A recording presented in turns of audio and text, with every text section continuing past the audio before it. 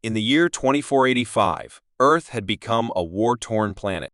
Humans had colonized other worlds, but with every new territory came new enemies. Some were alien races, some were rebel factions, and others were forgotten enemies from humanity's past. But Earth always had one thing to rely on: General Ethan Grant. Ethan Grant was no ordinary man. He was a legend. He had fought in some of the bloodiest battles ever known to humanity. But he had one strange, almost supernatural ability. Every time there was a major war, Ethan Grant was brought back to life. Cryogenically frozen, he was revived by a secret government project known as Project Phoenix, designed to ensure humanity's survival. Whenever war broke out, humanity's leaders knew there was only one person who could lead them to victory: General Ethan Grant. He was a born leader, a master strategist, and an unstoppable force on the battlefield. But as the years went by and the wars grew more brutal, Ethan began to feel the weight of it all. His story began many years ago. In his original life, Ethan was a soldier who fought during the First Human-Alien War. He had made a name for himself after leading his troops to victory against the Krell, a fierce alien race bent on conquering Earth. His tactics were legendary, and his soldiers followed him without question. But the war took its toll on him. After a near-fatal battle, he was placed into cryosleep, preserved until the day humanity needed him again. It didn't take long for Earth to be under threat again. A new alien species, known as the Voran Empire, was attacking humanity's colonies on Mars and beyond. The wars were never ending, and humanity was slowly being pushed back. That's when Project Phoenix revived General Grant once more. The first thing Ethan remembered upon waking was the constant hum of the cryo chamber. His body felt cold, and his mind was disoriented. But then, the familiar voice of his commander echoed in his ear. "General, it's time. The Voran Empire is threatening humanity again." Ethan didn't question it. He never did. The world needed him, and he was ready. He had been trained to fight, to lead, and to win. He suited up, gathered his forces, and launched into the first battle with fierce determination. However, as time went on, Ethan began to notice something strange. Each war he fought, the enemies seemed to grow stronger. The alien species he faced were more advanced, more ruthless. The human colonies he was trying to save were being destroyed faster than ever before. Each time he won, it felt like the victory didn't matter. The war would continue, and he would be called back again. It didn't take long for Ethan to realize the truth. He was caught in an endless cycle.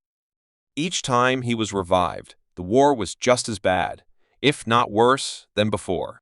And each time the cost of victory seemed higher. In the midst of the war against the Voran Empire, something unexpected happened. Ethan received a transmission from his old friend, Commander Julia Harris, who had been fighting alongside him for years. Julia had been part of the original Project Phoenix, and she had watched as Ethan was brought back to life again and again. "Ethan, you need to hear this." Julia's voice came through the comms, heavy with concern. "The Vorons. They're not just an alien species. They were humans once. They were part of the first colony on Mars. They've been altered, twisted by the same technology we've been using to bring you back." Ethan was stunned. Humans? The Voran Empire, the very species he had been fighting for years, had once been Earth's own people? The realization hit him hard. Who was he really fighting for? Was humanity truly worth saving if it meant continuing this endless cycle of destruction? The more Ethan thought about it, the more questions arose. Why had Project Phoenix been created in the first place? Was the cycle of war part of a bigger plan? Was there an end to it, or was humanity simply being used as pawns in a game of endless conflict? As the war against the Voran Empire reached its peak, Ethan found himself standing in front of a massive decision. He could continue to fight, leading humanity into battle after battle. Or he could do something different, something no one had expected, end the cycle once and for all. The final confrontation between Ethan and the Voran Empire took place on the ruins of Mars. The battle was fierce, but this time, Ethan was different. He didn't charge in without thinking. He wasn't just a soldier anymore. He was a man with a purpose.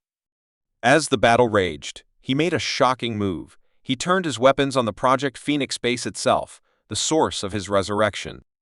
This ends now. Ethan's voice was cold but determined. No more endless wars. No more reviving me. I won't fight anymore.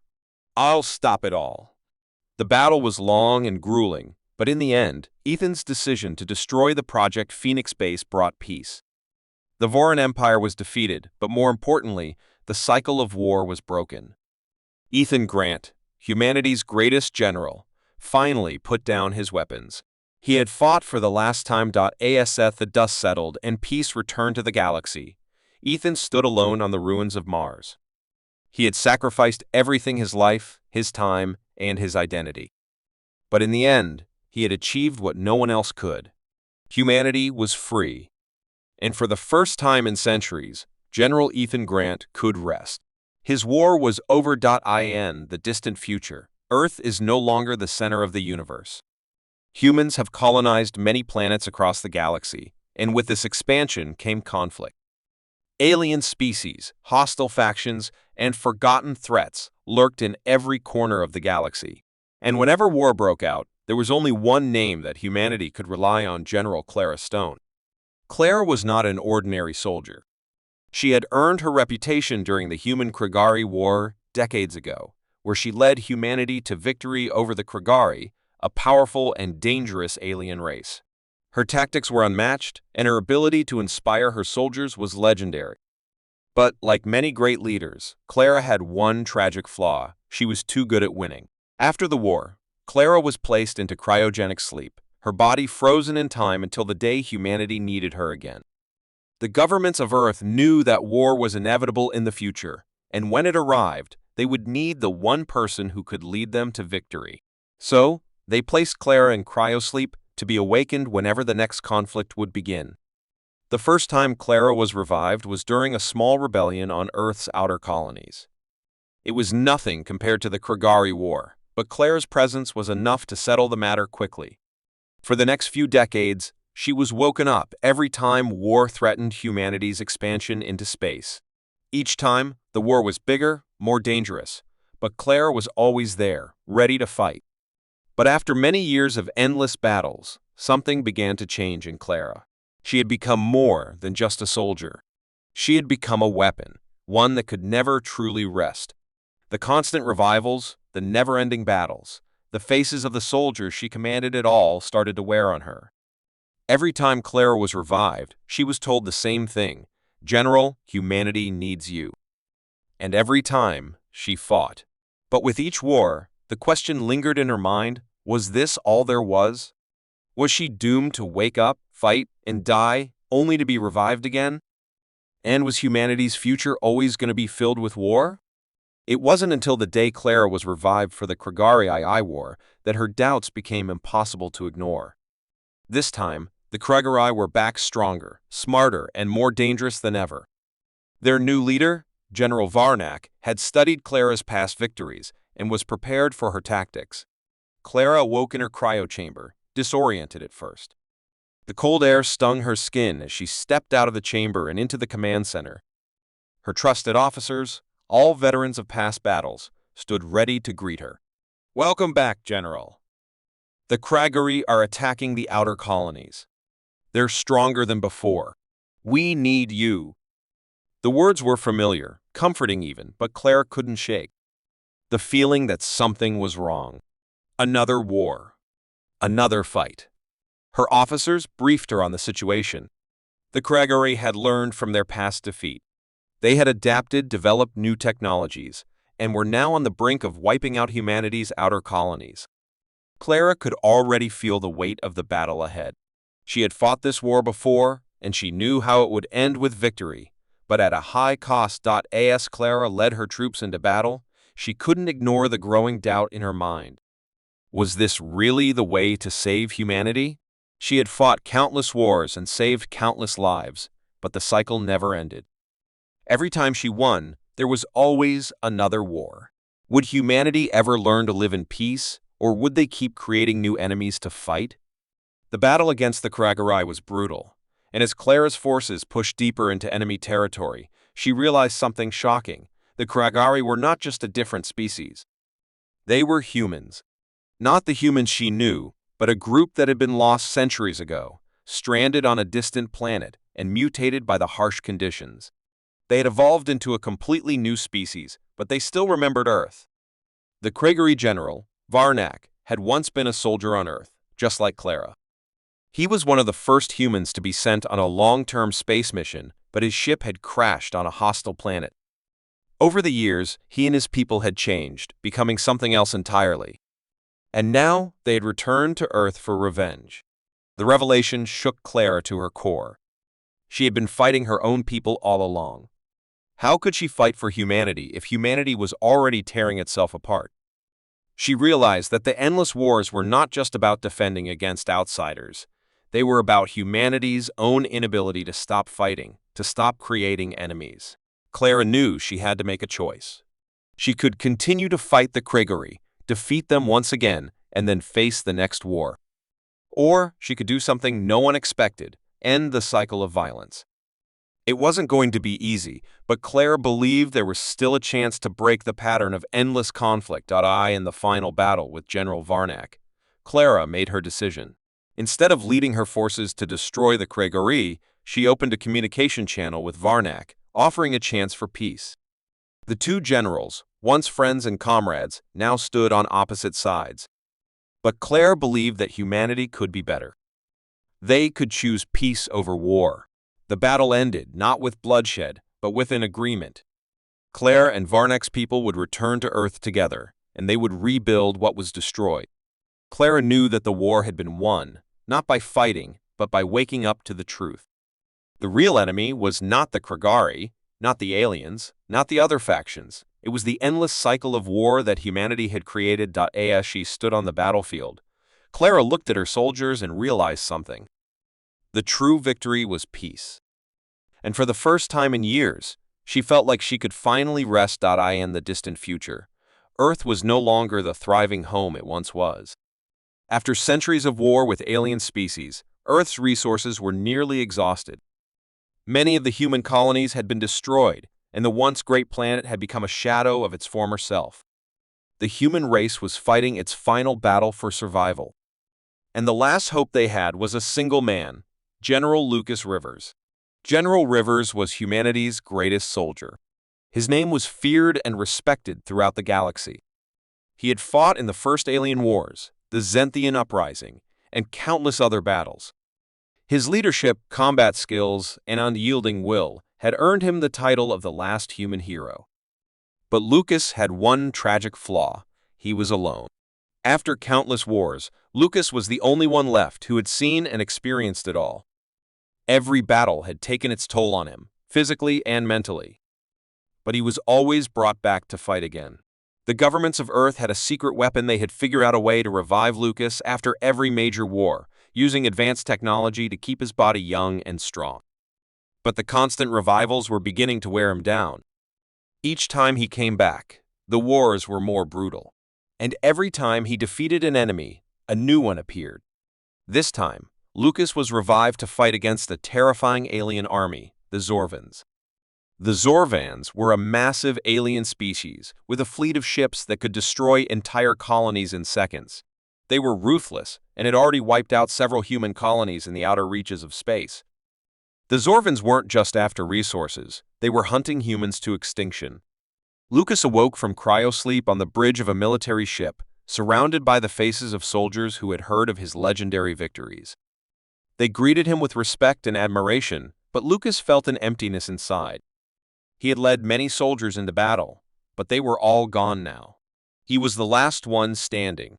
General Rivers, the Zorvans are heading toward the last remaining human stronghold on Mars. The voice of his commander, Colonel Turner, broke his thoughts. "We need you, sir. We can't win this war without you." Lucas stood up from the cryo chamber, his body aching as he stretched. He was used to the pain. But this time, the pain felt different. It wasn't just physical, it was a deep, emotional weariness that threatened to overwhelm him. He was tired. Tired of fighting. Tired of being the hero. But as the battle began and Lucas led his troops into combat, he pushed aside his doubts. The Zorvans were a terrifying enemy, but he had faced worse. The war on Mars was fierce, with the Zorvan ships firing down on the human stronghold. The human forces fought back, but they were outmatched. Lucas fought with all his might, his military genius leading his soldiers to victory after victory. But the Zorvans were relentless. As the war raged on, Lucas began to question everything. Was he truly the last hope for humanity? He had defeated so many enemies in the past, but each time, the cycle of war seemed to continue. Why were humans always fighting? Why couldn't they live in peace? During a critical battle, Lucas was confronted by the Zorvan leader, Supreme Commander Korraks. Korraks was unlike any enemy Lucas had faced before. He wasn't just a warrior, he was a tactician, a master strategist who seemed to know every move Lucas would make. During their confrontation, Lucas learned a shocking truth. The Zorvans were once humans. Korraks revealed that the Zorvans had been part of the first human expedition to deep space, long before Earth's great wars began. They had been lost in space, stranded on a distant planet. Over centuries, they had evolved into a new species, but their memories of humanity remained. Now, they were returning to finish what they started to rid the galaxy of the human race. The truth hit Lucas like a hammer. He had been fighting his own kind, and he didn't even know it. His entire life had been spent defending humanity, but now he realized that humanity itself had created its own enemies. The Zorvans weren't just an alien race, they were humans who had been abandoned, transformed, and forgotten. Lucas faced a difficult decision. Could he keep fighting to destroy the Zorvans, knowing they were once human? Or could he find another way to end the conflict and save what was left of humanity? He realized that the real enemy wasn't the Zorvans, nor was it the aliens he had fought against all these years. The true enemy was humanity's inability to change, to stop repeating the same mistakes over and over. Lucas made a choice. Instead of continuing the fight, he reached out to Korraks with a message of peace. He offered to end the war, to find a way for humanity and the Zorvans to coexist. It was a risk, but Lucas believed it was the only way forward. He knew that the future of humanity depended on breaking the cycle of violence. In the final confrontation, Lucas and Korraks met face-to-face on the battlefield. Lucas lowered his weapon, offering peace to the Zorvan leader. After a tense moment, Korraks slowly lowered his own weapon. The war ended that day, not with bloodshed, but with understanding. Lucas Rivers had finally done it. He had ended the cycle of war. For the first time in years, humanity could breathe a sigh of relief. But Lucas didn't feel like a hero anymore. He had done what was right, but he had paid a high price for it. The wars were over. But Lucas had lost himself along the way. As the galaxy began to rebuild, Lucas knew that he would no longer be needed as a hero. He had fought his last battle, and now he could finally rest. The last human hero had laid down his weapons. The year was 2358, and humanity was on the brink of annihilation. After centuries of expansion into space, Earth had encountered species far more powerful and ruthless than anything they had ever imagined. The Korraks Dominion was the most dangerous of them all. These aliens were not just invaders, they were conquerors, consuming entire star systems and leaving destruction in their wake. With each attack, human colonies fell one by one, and Earth was next in line. In the last desperate attempt to save humanity, a plan was set in motion, a plan to wake the one soldier who could turn the tide of war. Sergeant Jack Carter. Jack was a legend, a soldier who had fought in the First Galactic Wars decades ago. His record was unmatched, countless victories, brilliant strategies, and a courage that inspired everyone around him. But Jack's most unique quality was that he never stayed dead. Whenever there was a major war or a threat to humanity, Jack was brought back to life. It was said that his DNA contained some unknown factor that allowed him to be revived using advanced technology. He had been frozen, revived, and sent into battle countless times, each time with a new war to fight. But this time was different. The Korraks Dominion had launched a full-scale invasion of Earth, and humanity's military forces were failing. The last hope was waking up Sergeant Jack Carter and sending him to fight once more. The plan was simple: wake the soldier, win the war. The cryogenic facility where Jack had been stored was hidden deep beneath the ruins of an old military base on Earth's northern continent. It was a well-guarded secret, known only to a few key military leaders. As the facility hummed to life, an elite team of scientists and soldiers began the delicate process of reviving the legendary soldier. "This is it, Commander. We need Carter now."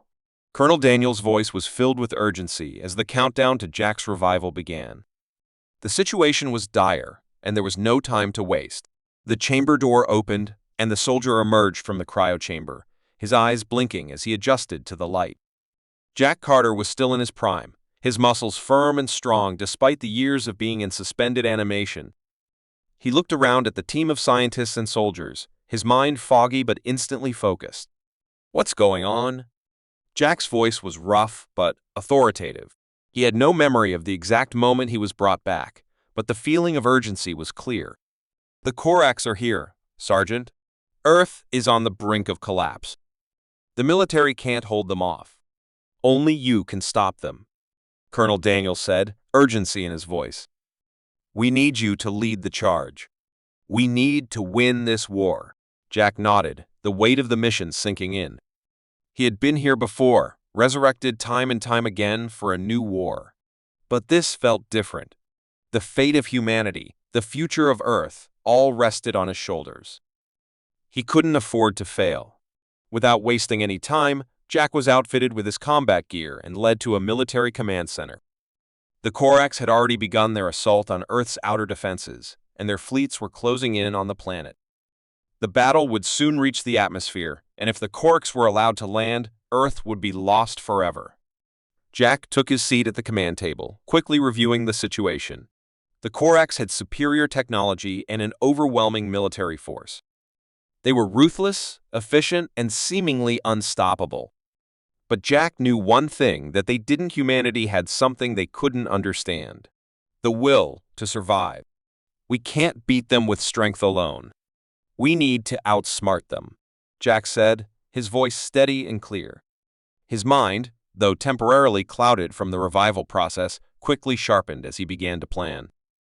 "I'll need full access to the fleet, and I want every available soldier under my command. We are going to strike them where it hurts."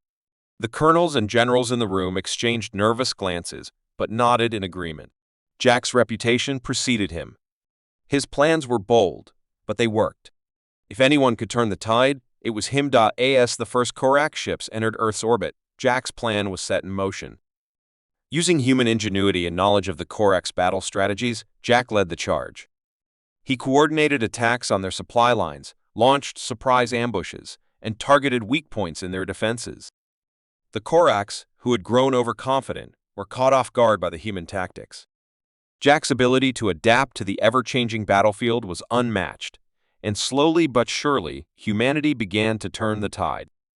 Days turned into weeks, and Jack's forces pushed the Korraks back. There were heavy losses, but Jack's leadership kept his soldiers motivated. He knew the price of war, and he knew that every life lost brought them closer to victory. Then came the final battle. The Korrak fleet had been decimated, but their commander, Supreme Leader Zorak, was still alive. Zorak was the key to ending the war. If they could defeat him, the Korraks would retreat, and Earth would be safe. In a daring raid, Jack led a small strike team aboard the Korrak flagship, where Supreme Leader Zorak awaited. The final confrontation was brutal, with Jack and his team fighting through Korrak warriors and advanced defenses. Finally, Jack faced Zorak in a one-on-one battle. The two combatants clashed, their weapons sparking with energy. Zorak was strong, but Jack's years of experience and raw determination gave him the upper hand. With one final blow, Jack defeated the Korrak leader, and the remaining enemy forces surrendered. Humanity had won. As the dust settled, Jack stood on the battlefield, bloodied but victorious. He had done it. He had saved Earth yet again. The price had been high, but humanity had survived. Jack looked up at the stars, knowing that one day someone else would take up the mantle. But for now, Earth was safe. The mission was complete. They had woken the soldier, and he had won the war.